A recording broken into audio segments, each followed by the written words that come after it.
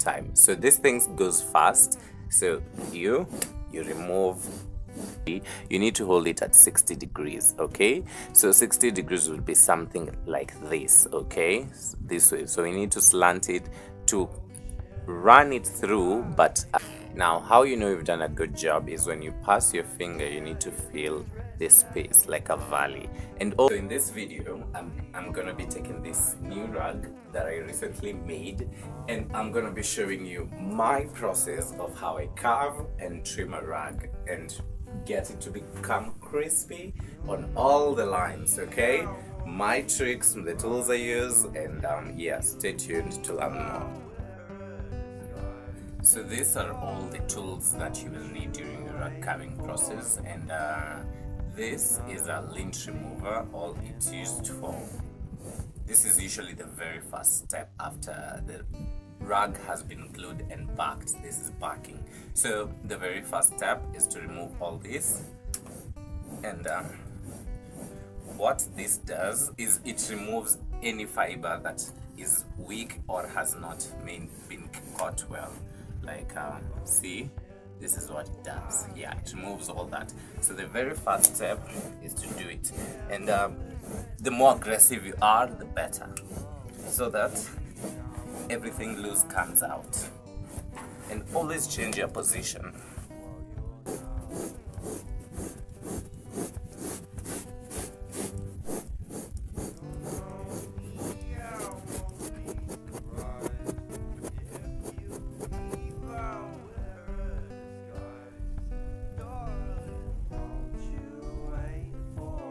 After that, I will take my clippers or shape shears or whatever you use to shave, okay?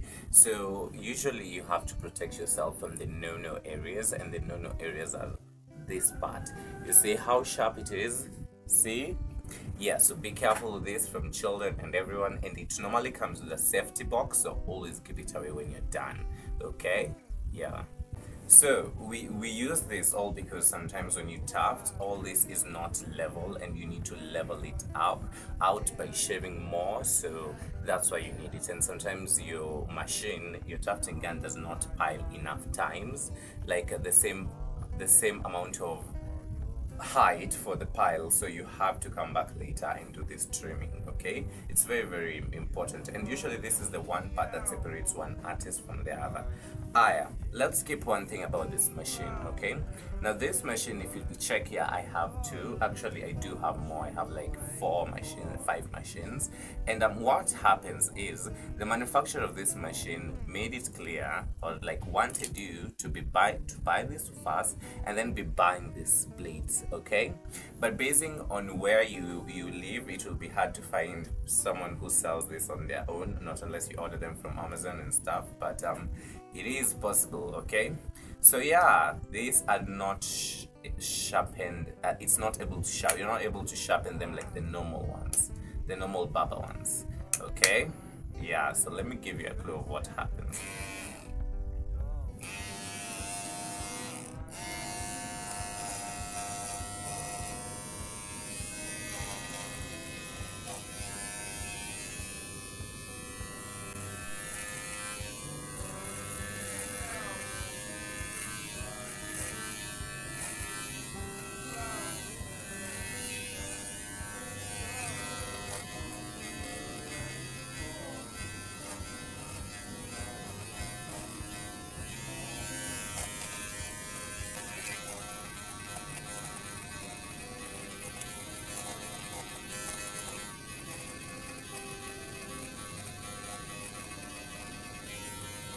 Now, the next thing is I go in with my pair of scissors, and what this happens is sometimes how yarn happens is when you tuft it, it doesn't come perfectly straight up, and when you tuft two colors, so it's like kinda bursts out. So these colors will mix with these colors, so it will be like this kind of formation, and that's what normally happens, and usually that's the whole point of carving. Afterwards, you remove your scissors or any sharp object you might have, like even a pair of I don't know, screwdrivers, they could. So once you do that, you come in between a color, like between black and white. Open it up okay, when you open it up well, you should see a whole kind of a formation. Then now run your sharp object between this color.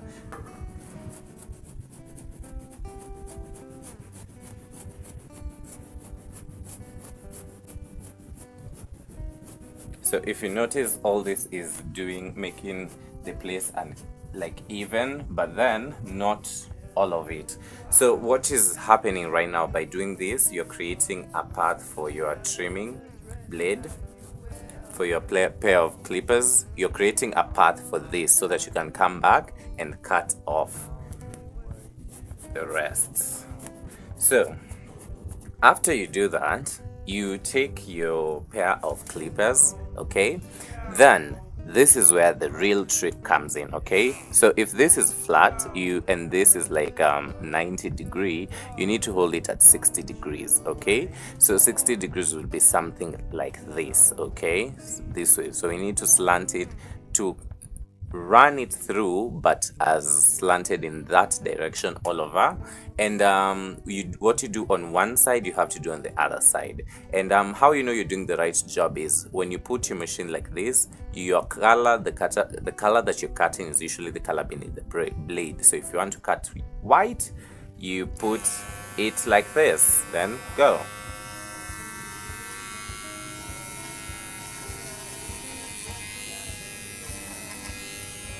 Now, one important thing, before you just run off all the way, make a small place, like a way, so that you repeat it a small part until you get the right kind of doing. This will be like your marking scheme when you'll be going through the rug. So what you do on one side, do to the other.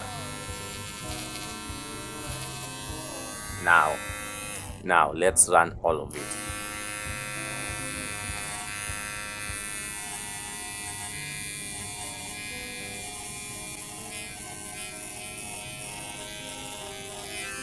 So if it looks this weird, it means you've done on one side. So what you do on one side, do it to the other side.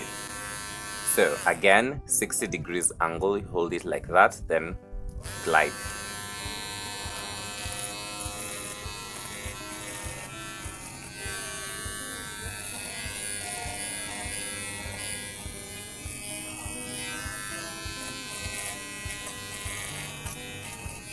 Now, how you know you've done a good job is when you pass your finger, you need to feel this space like a valley. And also, once you've done the carving, you see this edge here, that edge, you need to also carve it off,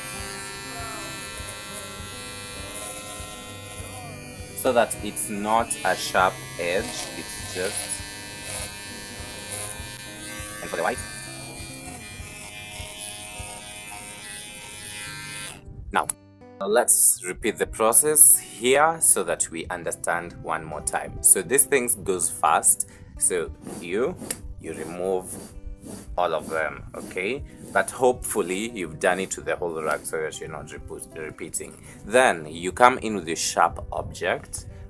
Then you create a way, a path for the clippers, so that the time you'll be gliding, you have a smooth route.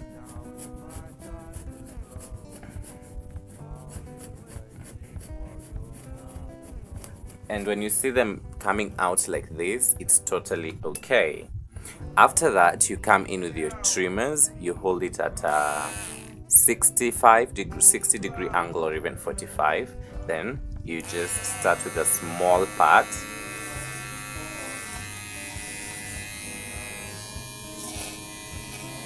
Once you see you've gotten the correct bearings, you just run it through.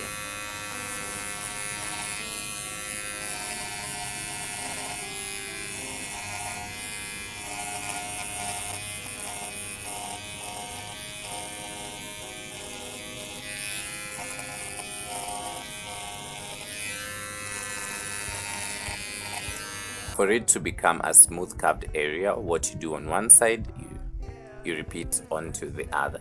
So let's repeat that on this other side. Now we curve it the opposite. Switch, I mean.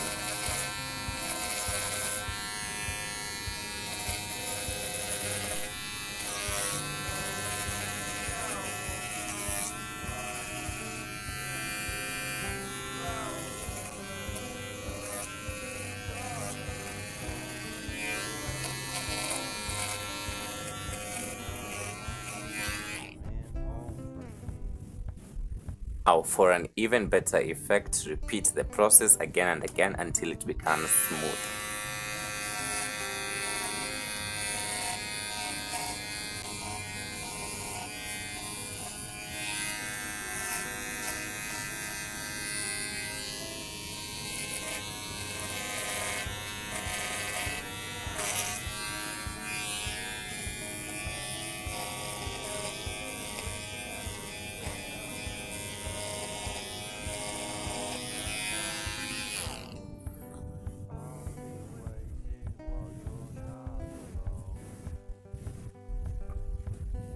So now compare a place that has been carved. This this black has been carved, here it hasn't. Which part do you prefer? For me, I prefer this one. Now watch me do carving for this other part, then I'll show you results. For a part like this, you'll take in your sharp object, your sharp tool, so you make the way for the clippers. So you do this in between two colors, okay? Colors that you're planning to carve. And once you've gotten this root, as you can see, there's a root there, okay? You come in with your pair of clippers. So when I hold it this way, the color I'm carving is this dark brown. When I hold it this way, the color I'm carving is burnt orange. Now let's start with dark brown.